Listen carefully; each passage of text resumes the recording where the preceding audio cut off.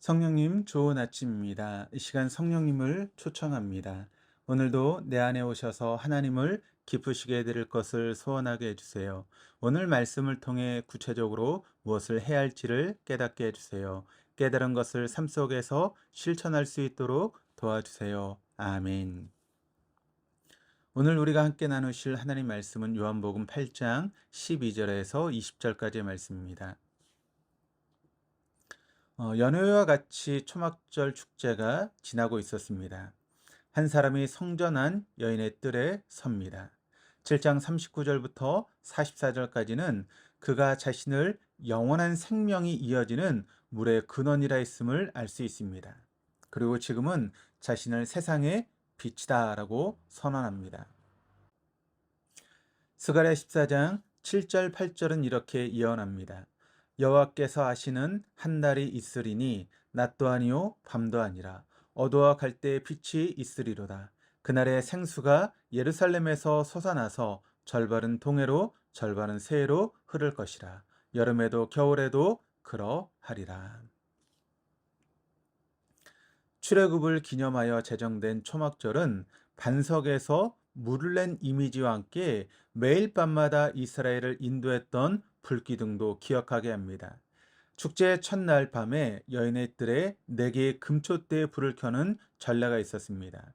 장로들의 전통으로 알려진 미나씨라고 하는 문헌에는 그 촛대는 사다리로 올라가야 하는 꼭대기에 4개의 황금 그릇을 가지고 있었으며 그 그릇들은 제사장의 속옷과 허리띠로 만들었던 심지가 담겨 있었다라고 합니다. 그래서 촛대에 불이 켜지게 되면 축제 기간 동안 온 예루살렘이 여인의 뜰에서부터 물 행렬이 지나갈 때 비추는 불을 받아 반사됨을 보았다라고 합니다. 예수님께서는 그 불이 아무리 높은 곳에서 반짝거리며 빛을 비춘다 해도 초막절 이후에 꺼져야 했지만 자신은 영원히 우리를 밝히실 것을 선언하고 약속하신 것입니다. 이 빛은 따르기 위해 존재합니다. 어두운 사막에서 밤을 보낼 때 불기둥은 나가야 할 곳이자 나가고 멈추는 타이밍을 정해주는 기준이었습니다. 또한 그 속에 위험과 생명이 함께 했습니다. 불기둥에 지나치게 가까이 가는 이는 되었고 이탈한 사람은 짐승들과 기후 그리고 다른 민족으로부터 보호를 받을 수 없었습니다. 그러기에 이 빛은 생명이었습니다. 하지만 바리새인들은 매년 초막절 촛대를 밝혔음에도 태양이 아닌 자기 마음대로 휘두를 수 있는 손전등을 원했습니다. 빛의 사정권이 자신을 비추지 못하게 한 채로 타인의 죄만 보이게 흔들었습니다. 그리고 지금 예수님에게 자신을 증명해 보이라고 외치고 있습니다. 1장 4절 5절은 이러한 모습을 그 안에 생명이 있었으니 이 생명은 사람들의 빛이라 빛이 어둠에 빛이 돼 어둠이 깨닫지 못하더라 라고 설명합니다.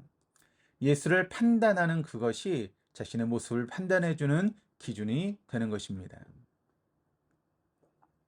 그렇다면 우리는 이제 빛 대신 예수님 앞에서 어떻게 살아가야 하겠습니까? 오늘 본문은 12절과 20절에 말하다라고 하는 단어로 둘러싸여 있을 뿐 아니라 공간적인 배경을 황금궤로 두어 그리스도의 말씀 앞에 삶을 예물로 드려야 할 것을 요청합니다. 미가서 6장 6절에서 8절은 하나님께서 우리에게 구하시는 것이 무엇인지를 드러나고 있는데 이렇게 기록을 합니다. 내가 무엇을 가지고 여호와 앞에 나아가며 높으신 하나님께 경배할까? 내가 번제물로 일련된 송아지를 가지고 그 앞에 나아갈까? 여호와께서 천천의 순양이나 만만의 강물 같은 기름을 기뻐하실까? 내 허물을 위하여 내 맏아들을 내 영혼의 죄로 말미암아 내 몸의 열매를 드릴까?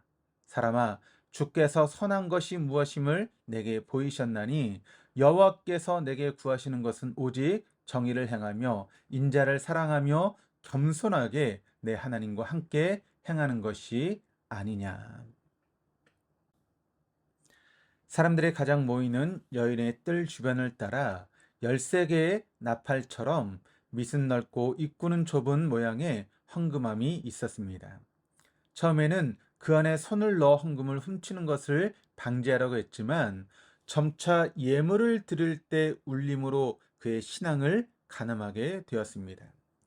예수님께서는 자랑하기 위해서 헌금을 드리기 전에 우리의 삶이 겸손하게 하나님과 함께 행하는지 날마다 돌아봐야 할 것을 말씀하셨던 것입니다.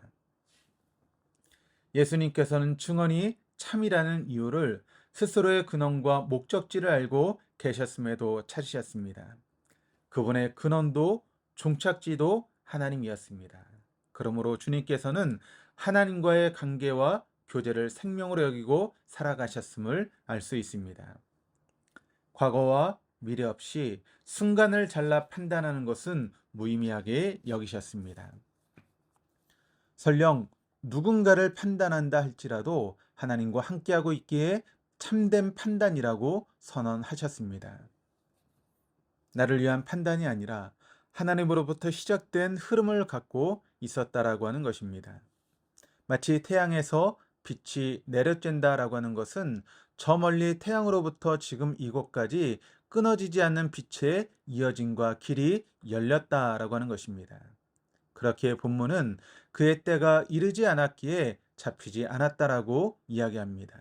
잡히지 않은 것이 승리의 증거가 아니라 하나님과 동행하다 보면 오늘처럼 잡히지 않을 때도 있고 십자가 앞에서 끌려가야 할 때도 있다라고 하는 것입니다. 그러므로 우리에게도 이러한 흐름과 방향성이 있어야 합니다.